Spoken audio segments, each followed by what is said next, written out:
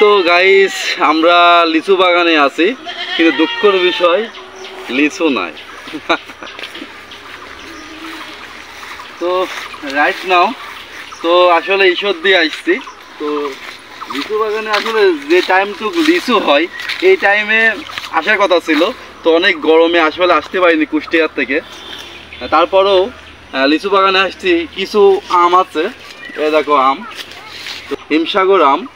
হিমসাগর আম কিন্তু আমরা ছিললাম আর ছিঁড়ে কিন্তু খাবো, হেভি টেস্ট। এ দেখো তোমরা, আমি তোমাদের দেখাচ্ছি, এ দেখো হেভি মজা, হেভি মানে লাগে হিমসাগর আম।